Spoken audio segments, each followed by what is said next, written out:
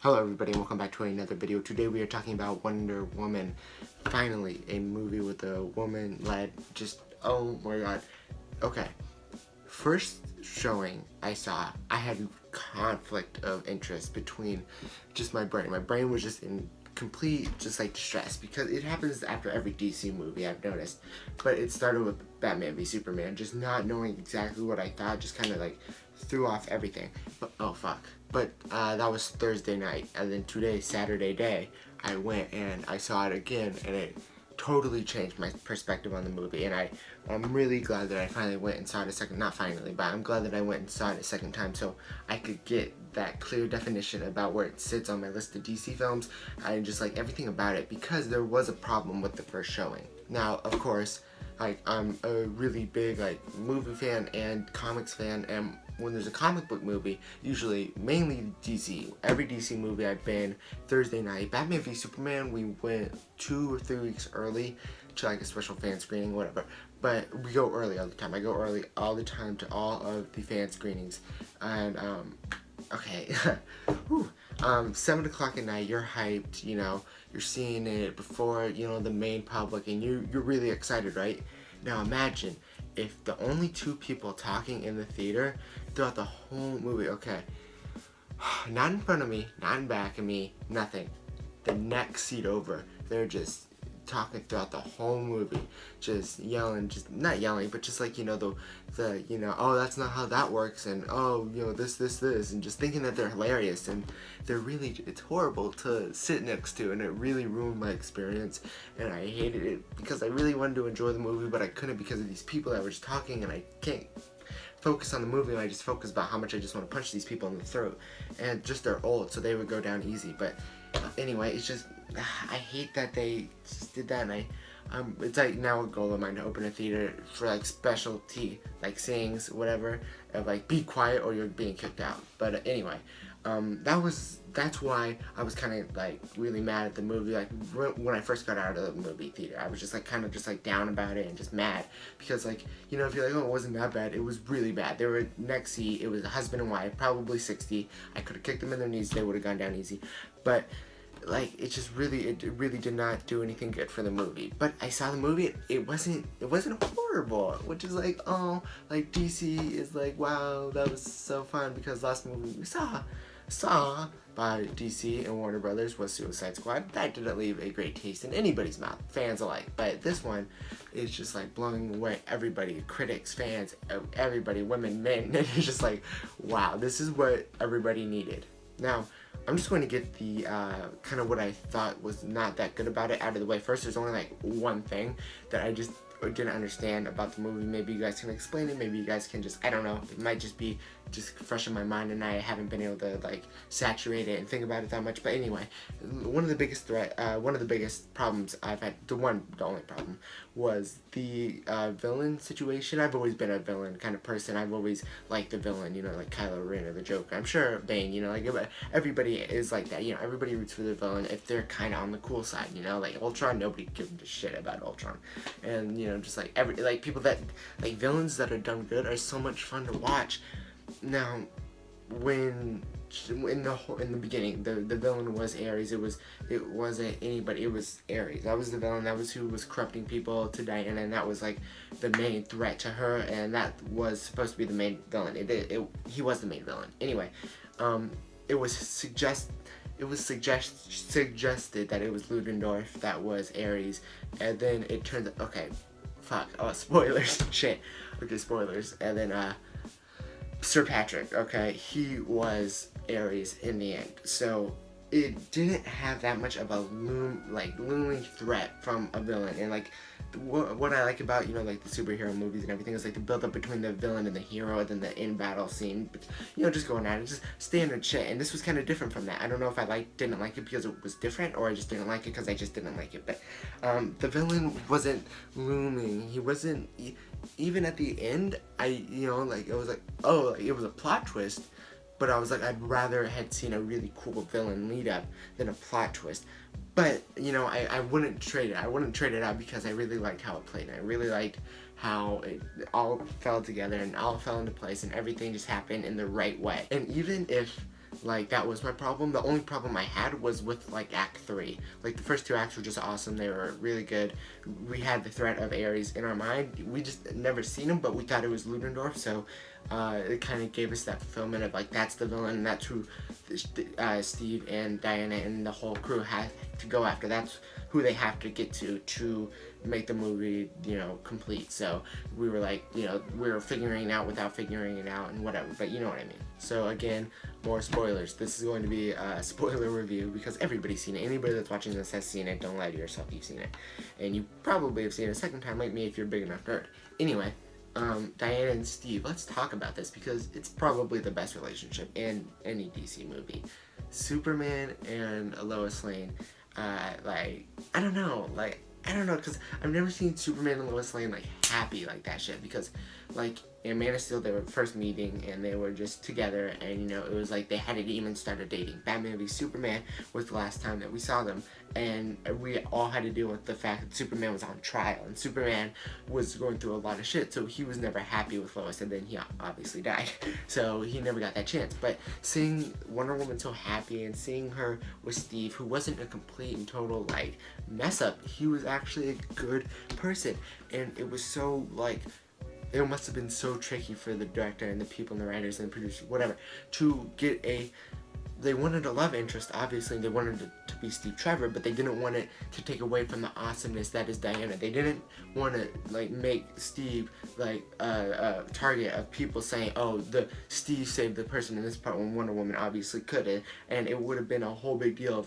of Wonder Woman not being shown up by just the soldier, the guy, you know, whatever.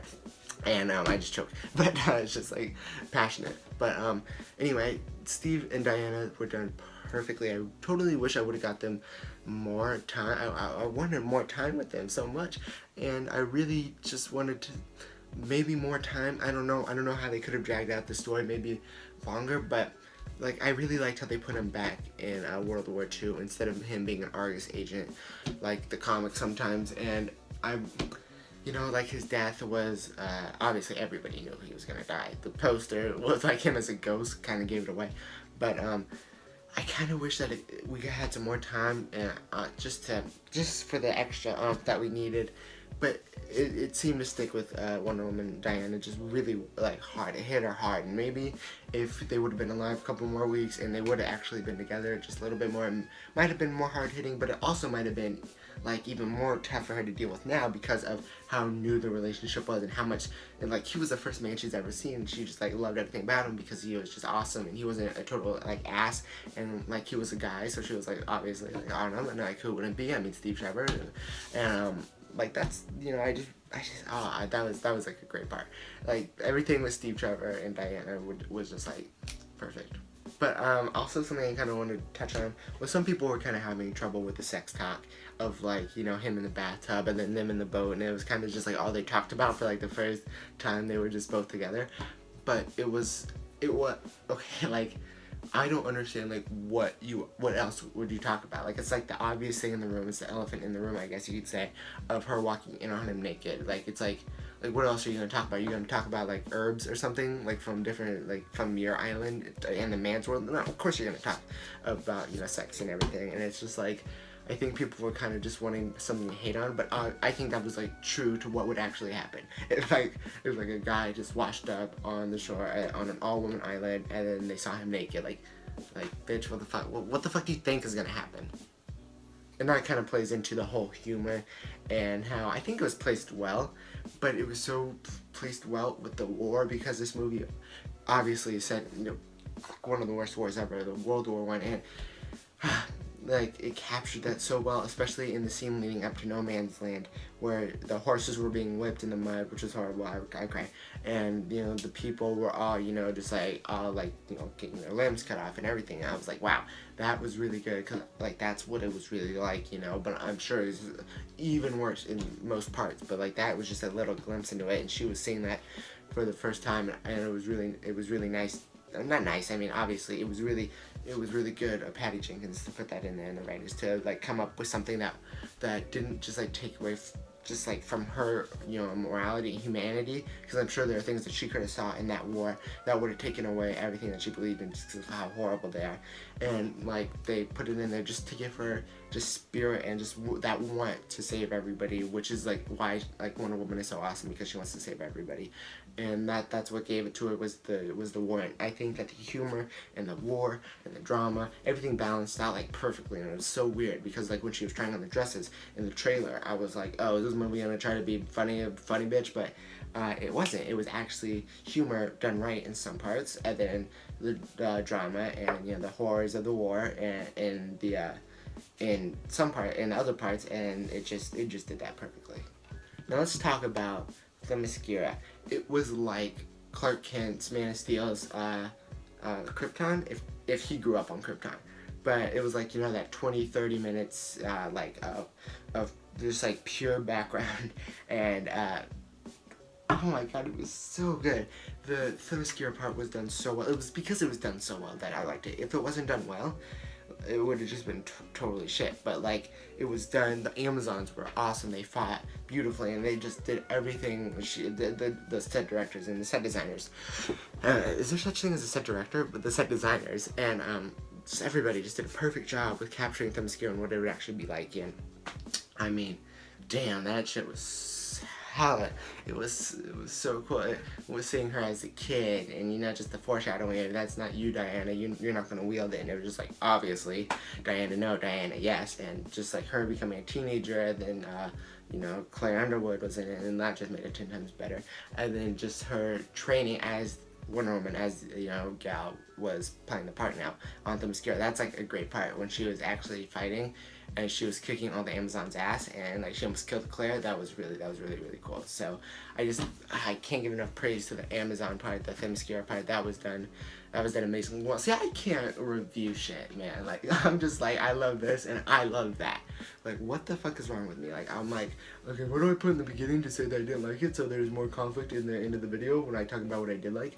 But it's like, God, yeah, I didn't like the non-looming threat of the villain, but who gives a goddamn rat's ass? Because this movie, it led just so much empowerment and just everything. Wonder Woman being so good and so whole and wanting to do the right thing, wanting to save everybody. Like, I'm a better person after this movie. Like, I'm walking away like, bitch, I'm going to the animal shelter tomorrow because I'm like volunteering, because Wonder Woman that's what she would want me to do, and I live for her, and I would take all the pain that she's ever suffered in her life to make sure that she had a pain-free life, because that's how much I love her and adore her. So anyway, it was just like, you can't stress on those little tiny shits. Like, every movie has those things, and except for like Interstellar is a perfect movie.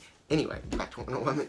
It was just amazing. Everything was amazing about it. The second viewing really just brought out everything in me. I was like, wow, that was really cool. Steve Trevor, amazing. The characters, all amazing. The acting, all amazing. Gal and Steve, Steve, no, not Steve. What's his fucking Chris? Yeah, Chris Pine. They, oh my god, 14 minutes. They had just chemistry, and that's something that's just been missing in Arrow and Felicity and Oliver. It's just like, what the fuck are you guys even doing? Colleen and Iron Fist were just like, they were good. Okay, they were okay, they weren't good, I don't know. People have problems with their chemistry, and I totally saw it, but I just was like, okay, can I just be done with the show now? That was bad. It should have been 8 episodes. Anyway, Wonder Woman was just an all-around amazing movie. I cannot give it enough praise, 5 out of 5. And like I said, there's nothing I hate about it, so I can't really review it. This is more of just like a rant about how much I love Wonder Woman in the movie. Just like everything, and how much I hate the fucking people that go to the movie theater. If you're going to see a movie, don't bring a child under 5 years old. There was like 10 people today that brought kids under 5, and they were screaming throughout the movie. And they'd take them out into the hallway, and they'd shush them down, and they'd come back in the next 10 minutes. They would just have to go back out. It's like what the fuck, bro? Like, and if you're gonna go to the movies, take some non-drowsy cough syrup. Jesus, everybody. I heard probably 40 coughs. It's just like, what the fuck is wrong with you, bitch? Anyway, that was my review of Wonder Woman. It was 15 minutes because it was just, oh my god, it's just perfect. There's something in my eye. What the fuck is that? It was a great movie. I can't say anymore. It's tied with The Dark Knight and Iron Man on Rotten Tomatoes, but don't get hung up on that, by the way, because we boycotted Rotten Tomatoes. Let's not forget that. So what they say doesn't matter. But it's nice to have a well-received movie by critics and fans alike. So I cannot wait for Justice League, where people's minds are more open, man. Like, it was hard coming into Suicide Squad after Batman v Superman, because DC was already down, and like Suicide Squad just was like, everybody just kicked while they were down. It's just horrible. But Wonder Woman was like, oh, bring them up, because like because everybody wants to like DC, and I think this was the movie that allowed them to like, okay, we can like this shit as much as Marvel now. So I'm really glad that they did that. I can't wait for Justice League. I can't wait for Wonder Woman 2. I can't wait for all these movies. It's gonna be so fucking sick. So I will see you guys in the next video, where hopefully it will be a movie that I watched, that I really enjoyed, just like this one. So I hope you guys enjoyed. I'll see you guys in the next video. Goodbye.